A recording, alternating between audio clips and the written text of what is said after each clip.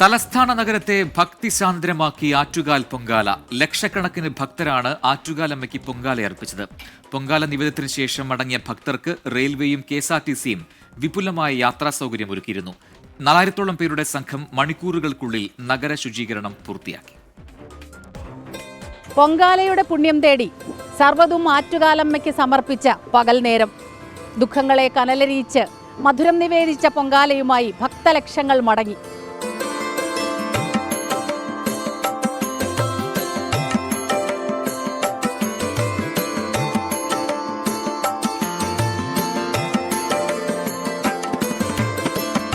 രാവിലെ 10:15 പണ്ടാര അടുപ്പിലേക്ക് പകർന്ന തീ നഗരവീഥികളിൽ നിറന്ന അടുപ്പുകളെ ജ്വലിപ്പിച്ചു.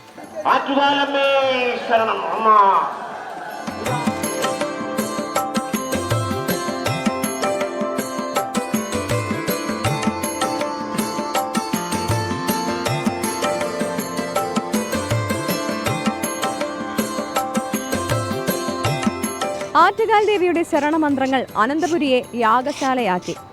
പൊങ്കാലക്കലങ്ങളിൽ അനുഗ്രഹം നിറഞ്ഞെത്തു.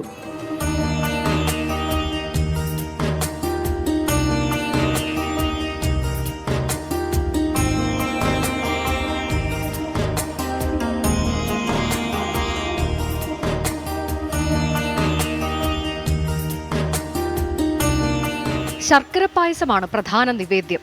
പലവിധ വിഭവങ്ങൾ തയ്യാറാക്കി ഭക്തർ ദേവിക്ക് നിവേദിച്ചു.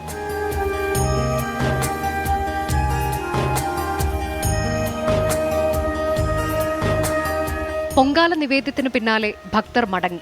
മണിക്കൂറുകൾക്കുള്ളിൽ നഗരം മുഴുവൻ കോർപ്പറേഷൻ ശുചീകരണ തൊഴിലാളികൾ വൃത്തിയാക്കി.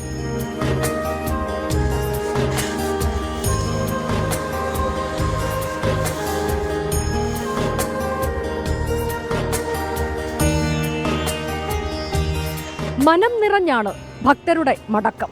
ഇനി അടുത്ത പൊങ്കാലയ്ക്കായുള്ള കാത്തിരിപ്പ്. ടീം 24 തിരുവനന്തപുരം.